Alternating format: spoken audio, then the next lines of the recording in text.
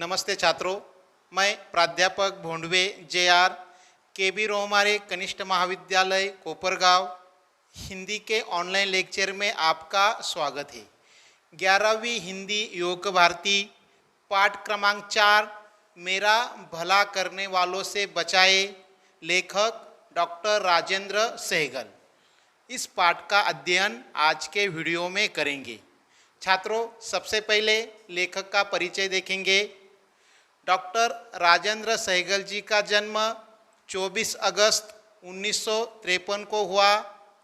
आपने दिल्ली विश्वविद्यालय से एमए और पीएचडी की उपाधि प्राप्त की। आप बैंक में उप प्रबंधक के रूप में कार्यरत रहे। इसके साथ साथ लेखक ने फीचर लेखन का कार्य भी किया है। छात्रों, डॉक्टर राजेंद्र सहगल जी ने लगभग 50 व्यंग कृतियाँ लिखी है। इसके बाद छात्रों लेखक की प्रमुख कृतियों की जानकारी प्राप्त करेंगे। हिंदी उपन्यास 3 दशक, यह शोध प्रबंध है। असत्य की तलाश, धर्म बिका बाजार में, यह प्रसिद्ध व्यंग संग्रह है। छात्रों, इसके बाद विधा परिचय का अध्ययन करेंगे। मेरा भला करने वालों से बचाए, यह व्यंग पाठ है, यह व्यंग विधा है। अब विधा का अर्थ है साहित्य के प्रकार। विधा का मतलब है साहित्य का प्रकार। कहानी, निबंध, संस्मरण, रेखाचित्र, नाटक, एकांकी, लघु कथाएं, गीत, यह साहित्य के प्रकार है। जिस प्रकार पिछले कविता इन 15 अगस्त यह गीत विधा थी, मुस्कुराती चोट यह लघु कथा थी, उसी प्रकार मेरा भला करने वालों से बचाए यह पाठ व्यंग विधा है। अब व्यंग का अर्थ है उपहास या मजाक। व्यंग यह संस्कृत शब्द है। व्यंग किसी व्यक्ति, परिस्थिति, घटना की हास्यात्मक शैली में की गई आलोचना है। उदाहरण स्वरूप एकाध व्यक्ति मोटा है तो हम उसे हंसी मजाक में कहते हैं कि तुम तो दिनों दिन पतले होते जा रहे हो। उदाहरण स्वरूप एकाध व्यक्ति झूठ बोल रहा है तो हम कहते हैं कि अरे वाह, तुम तो हमेशा सच ही बोलते हो, जैसे राजा हरिश्चंद्र के अवतार हो। यह व्यंग हुआ। अब लेखक आगे जानकारी देना चाहते हैं कि असल में व्यक्ति का दोगलापन, पाखंड, चालाकी, धूर्तता इतने पर्दों के पीछे रहती है कि केवल व्यंग्यकार ही उसे अच्छी तरह से पहचान सकता है। वह व्यक्तिगत राग द्वेष से मुक्त होकर व्यक्ति के इस पाखंड को पकड़ता है। किसी व्यक्ति, समाज, राष्ट्र, वर्ग आदि का मजाक उड़ाना व्यंग लेखक का उद्देश्य नहीं है। छात्रों, हिंदी साहित्य में कुछ प्रसिद्ध व्यंग्यकार है। यह एक अंक के लिए प्रश्न भी आ सकता है कि व्यंग्यकारों के नाम बताइए। श्रीलाल शुक्ल, हरिशंकर परसाई, के.पी. सक्सेना, रविंद्रनाथ त्यागी, शरद जोशी, शंकर पुनतांबेकर यह प्रसिद्ध व्यंग रचनाकार है। यह अच्छी तरह से याद रखिए। इसके बाद छात्रों पाठ का परिचय देखेंगे। मेरा भला करने वालों से बचाए, इस पाठ में डॉक्टर राजेंद्र सहगल ने हमें यह जानकारी दी है आज का युग विज्ञापन का युग है। आज वस्तु बेचने का प्रभावशाली तरीका है एक वस्तु के साथ दूसरी वस्तु फ्री देना, और इसमें ग्राहक लालच में आता है और जो व्यक्ति या जो कंपनी वस्तु बेचती है वह यह दिखाती है कि वह किस प्रकार ग्राहक का फायदा कर रही है, उनका लाभ कर रही है।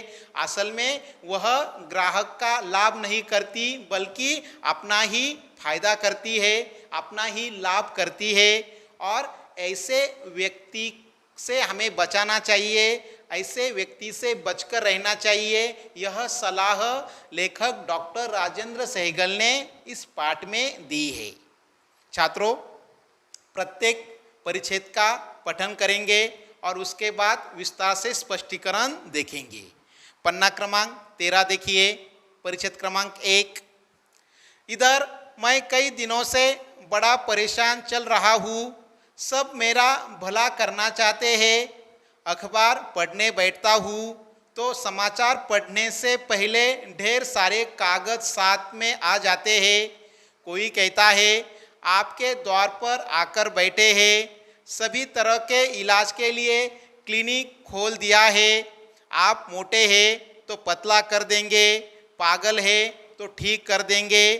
क्लिनिक से हर स्लिमिंग सेंटर वाला कह रहा है बस आप आ जाइए, बाकी हम सब पर छोड़ दे। हलवाई की दुकान वाला कह रहा है ऐसी मिठाई आपने कभी नहीं खाई होगी, मीठा खाए पर मीठे का असर न हो, ऐसी चीनी का इस्तेमाल करते हैं वे। प्रस्तुत परिच्छेद में आए कठिन शब्द देखिए। स्लिमिंग, इसका मतलब है पतला। स्लिमिंग का अर्थ है पतला।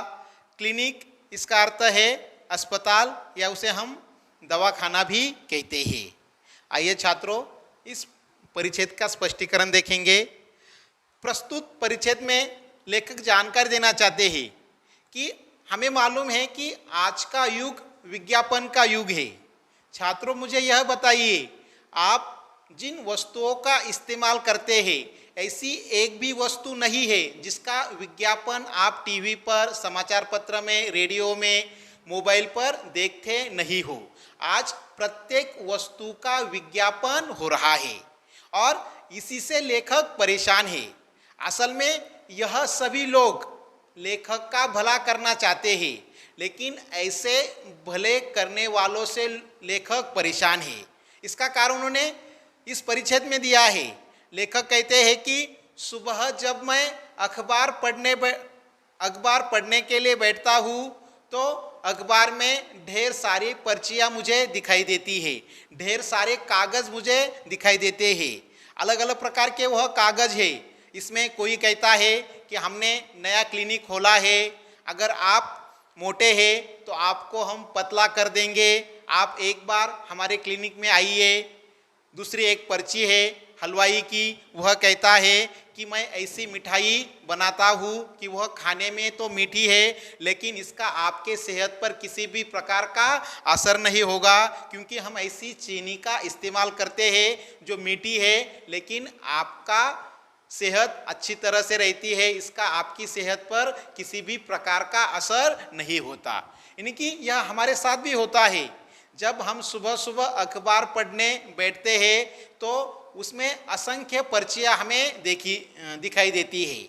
समझो कि हमारे गांव में, हमारे शहर में कोई नया दुकान खुला है तो उसकी पर्ची दिखाई देती है। नया कोचिंग क्लास खुल गया है तो उसकी पर्ची हमें दिखाई देती है। अलग अलग प्रकार के विज्ञापनों की पर्चियाँ भी हमें दिखाई देती है। इसीलिए लेखक कहते हैं कि मैं इन सबसे परेशान हूँ। क्रेडिट कार्ड वाला फ्री डेबिट कार्ड दे रहा है। पैसे खर्च करने या नकद खर्च करने की कोई ज़रूरत पहले नहीं है। आप बेवजह पैसे के पीछे दौड़ रहे हैं।